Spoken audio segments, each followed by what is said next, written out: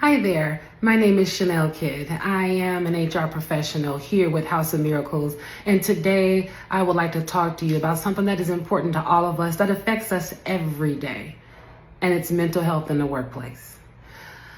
Recent years, including myself, a lot of people, we have all realized in recent years that our mental health is just as important as our physical health, especially in the workplace, where we spend most of our time.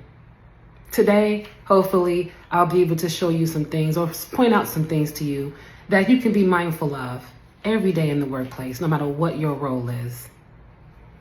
So let's talk about why mental health in the workplace matters.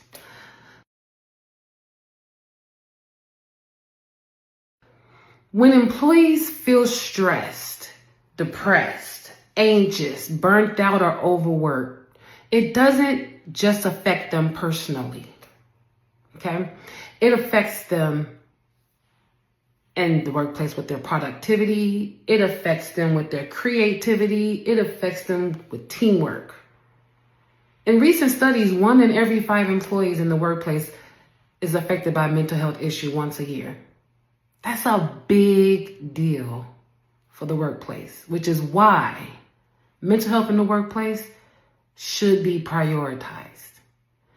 And when I say it should be prioritized, because this is where everyone, this is where we all spend our time the most every day, is in the workplace. If you don't work from home, and even still, we'll talk of that in another segment about mental health in the workplace and working from home.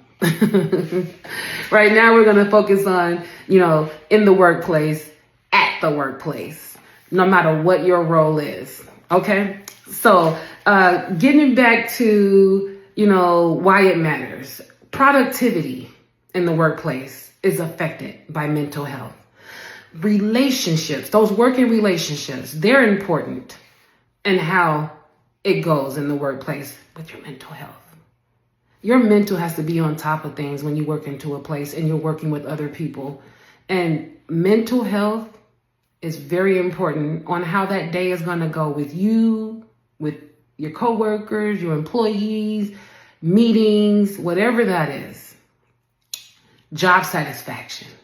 So one of the things I want to talk about, productivity, relationships, job satisfaction. Those are all things that matter in the workplace and that are affected by mental health issues. So productivity, for example, you got reduced focus and concentration. We all know that with anxiety and depression, it can be very difficult to focus and concentrate and even complete a task at work. Increased absenteeism, people are calling off work. You wake up and you just don't feel it.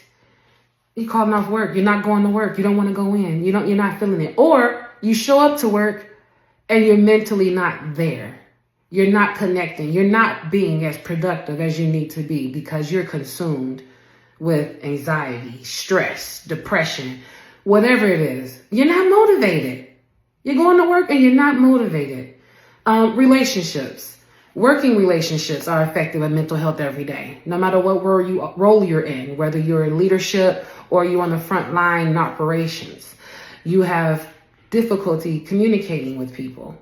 People that are having mental health issues, they have a difficulty communicating, and they do things like isolate themselves in the workplace. They try to pull back from teamwork. They disappear. That is some ways on how people in the workplace deal with their mental health issues. They isolate themselves. They have reduced patience sometimes during that time. Their patience is short. Energy. They may consume negative energy from someone, and it may not even be that way. But because of what they're consumed mentally at work can affect any perception they have with a working relationship with someone and how another person communicates with them. So again, no matter who you are, leadership or frontline, be mindful about mental health. Be mindful of some of these signs, these red and yellow flags giving you signs. You ever at work one day and it's you or you're noticing someone else and you're like, man, that person is off. What's going on? Be mindful that's something that person could be mentally dealing with, and they're just not there. So have some empathy. And then job satisfaction. When someone's going through a mental health issue, an employee or yourself, you may find yourself, or you may find that employee, productivity is low. They're not producing. They're not working as much as they used to or as they should be. That could be a problem with the mental health. That could be something that someone's not consumed. And as a supervisor, I've had experiences where I've noticed, an employee not being productive, very absent, very off, very distracted. And I pulled them aside and said, hey, what's going on? You're like one of my champs, and you usually are killing it. And at that point, unloaded, boom. Oh, I'm going through a divorce. My kid just got kicked out of school and I'm trying to figure out what school to get him. And it was just like, you know what? Do you want to take the day off? And you know what? I would like that. Sometimes it's best to be that person that has some empathy and be mindful of job performance. As a leader, if you're noticing someone's not producing well, be a little more empathetic, be more mindful, find a way to either help that person get back their mental in the moment, or help that person understand that, take a break. Go ahead and go home. Just come back tomorrow. You seem like you got some things going on. Come back tomorrow. So this is why it matters. All of that affects an employee in the workplace, when it comes to mental health. So now let's talk about some of the common challenges that comes with mental health in the workplace. And some common challenges that I want to point out, there's two main ones. It's being burned out and overworked.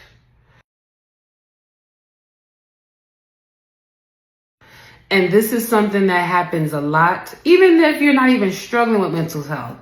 These two common challenges can cause you to have some mental health issues. It can stress you out, is what I mean when I say that. Being burned out, emotionally exhausted, loss of motivation.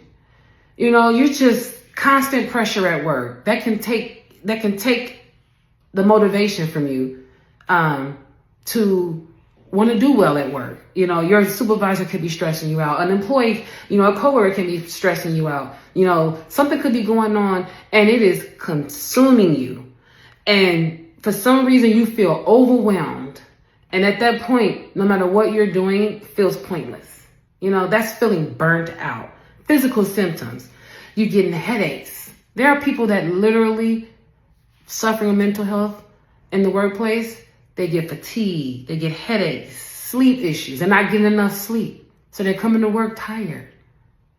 This is something that you want to be mindful of for yourself, for your employees in your workplace, your organization. Overworked, poor work-life balance. Be mindful as a supervisor when you're scheduling hours, depending on what the job nature may be. Be mindful that when you're doing that and you're scheduling hours, pay attention to how many hours you are working or your employees are working. If you notice, this person is just not doing, and then you look and see, oh, wow, they're already at 10 hours in overtime this week.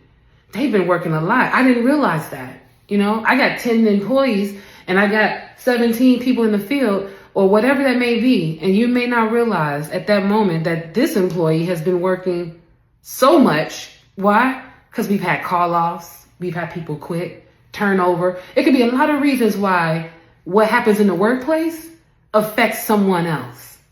So while you're downsizing and cutting positions and you're trying to revamp things, be mindful that how much stress that can put on an employee's mental. So solutions and strategies. That is something that I want to point out today. Talking about mental health in the workplace, solutions and strategies. And this goes for personally and in the workplace.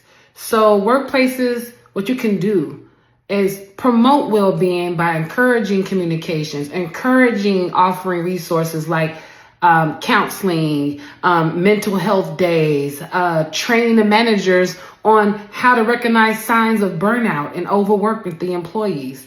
On a personal level, you can set some boundaries, take breaks, take vacations. You have that PTO, take that PTO. Reach out for help if you feel like you need to speak with someone. Reach out for help when needed. If you feel like that you need assistance at work, or if you feel like that something's not right about yourself or about someone that you've noticed, reach out for help. When mental health is supported, people are more creative, they're more productive, they're more attentive, they're engaged. When it's ignored, performance drops, turnover issue arises. Studies show that 1 in 5 employees work again in mental health at least once a year. So that means almost any team and anyone struggling with that right now, it could be you or anyone, and it may be silently that they're dealing with that. So be that person to be there for someone that's suffering from mental health if you notice that in the workplace. Be that person to make it a better workplace for them. If they need a break, give them one. If you need a break, take one. My name's Chanel Kidd. Today, we talked about mental health in the workplace. And there's one thing that I want to read. I wrote this down and I want to make sure I say it right. So, in conclusion and call to action for mental health in the workplace. Mental health in the workplace, it isn't just a personal issue. It's a collective responsibility. When we take care of ourselves and support each other, we build healthier, more productive, and more compassionate workplaces. Poor mental health can impact productivity, relationships, and overall job satisfaction, leading to burnout, overwork, stigma, and a lack of support. Emotional exhaustion, reduced motivation, and fear of judgment can erode confidence and connection, while insufficient resources or understanding can make employees feel isolated or undervalued. Mental health isn't a luxury. It's a foundation of good work. We can care for ourselves and each other. Everyone benefits from it. People, teams, organizations as a whole. By recognizing the signs of burnout, addressing stigma, and fostering open, supportive dialogue, we can create workplaces where well-being and performance thrive side by side. So let's start our conversation today and keep it going until mental well-being becomes a part of our everyday workplace culture. Have a good day.